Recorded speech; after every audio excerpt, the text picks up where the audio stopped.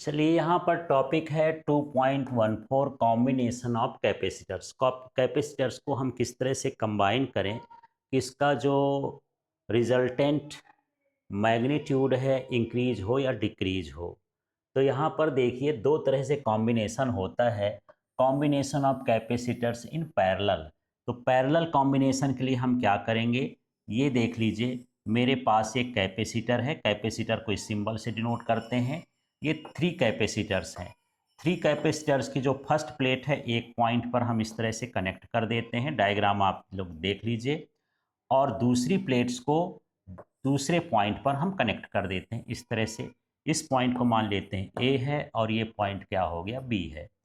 इस पॉइंट में हम प्लस क्यू चार्ज का सप्लाई देते हैं और इसको हम अर्थड कर देते हैं, ये ग्राउंडेड कर देते हैं, इस तरह से हो गया।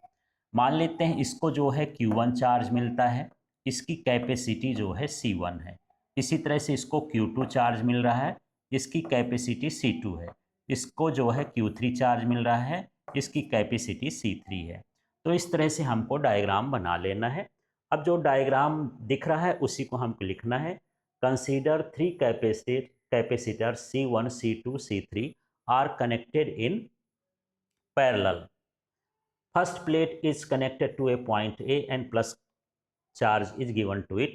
Second plate is connected to point B and it is earthed. The charge in the capacitors are Q1, Q2 and Q3. अब यहाँ पर इनका जो पोटेंशियल डिफरेंस है यहाँ लिख सकते हैं, ए से बी तक का जो पोटेंशियल डिफरेंस है ये क्या है, V है। The potential difference across the capacitors is V।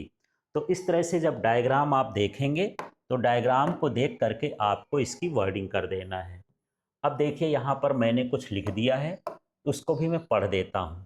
तो देखिए, as shown in the figure three capacitors are connected in parallel whose capacitances are C1, C2 and C3।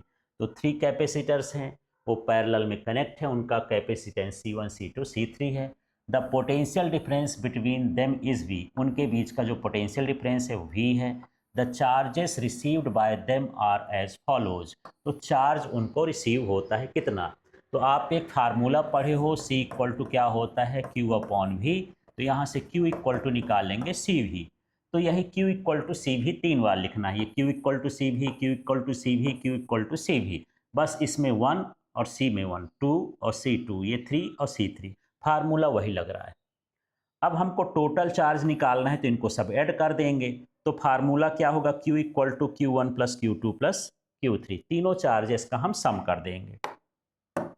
अब यहाँ पर सम करेंगे तो इनकी वैल्यू को हम यहाँ पर पुट कर देते हैं और देखते हैं क्या आता है। तो देखिए जो Q की वैल्यू है वो क्या है, CV। Q1 की वैल्यू क्या है, C1 V1। और यहाँ Q2 की वैल्यू है C2 V2। और C3 की वैल्यू है Q3 की C3 V। ये तो Q1, Q2, Q3 की वैल्यू को पुट कर दिए और Q की वैल्यू तो CV है। इस तरह से लिखेंगे। यहाँ पर देखिए इसमें भी है, इसमें भी है, इसमें भी है, ये कॉमन कर लेंगे, भी कैंसिल हो जाएगा। तब हमारे पास जो आएगा C equal to C1 plus C2 plus C3। इस तरह से यहाँ पर कैपेसिटेंस आ जाएगा C equal to C1 plus C2 plus C3।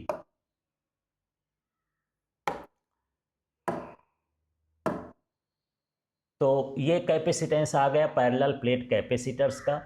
अब यहाँ पर जो C आया वो क्या है, इक्विवेलेंट कैपेसिटेंस है। तो यहाँ पर देखिए C equal to C1 plus C2 plus C3 where C effective capacitance. यहाँ पर जो C है इफेक्टिव कैपेसिटेंस।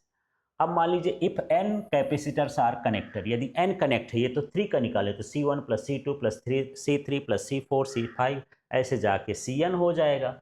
तो हम क्या कह सकते हैं, द इफेक्टिव कैपेसिटेंस, इसकी बात कर रहे हैं, is equal to the sum of the capacitances of each capacitor.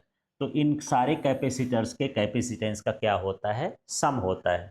कुछ चीज़ें और समझते हैं कि जब हम पैरेलल कॉम्बिनेशन करते हैं तो क्या होता है। तो यहाँ पर देख लीजिए, in parallel combination the potential difference is same. Potential difference जो है सारे कैपेसिटर्स का सेम होता है। The charge distribution is different. Charge सबको अलग अलग मिलता है, जैसे हम देख रहे हैं Q1, Q2, Q3। This gives the higher value of capacitance. आप फार्मूला देखें C equal to C1 plus C2 plus C3। तो आप किसी चीज़ को ऐड करेंगे तो इसकी वैल्यू बढ़ेगी। माने कैपेसिटेंस आपको इंक्रीज करना हो तो कैपेसिटर्स को आप पैरेलल में ऐड करिए।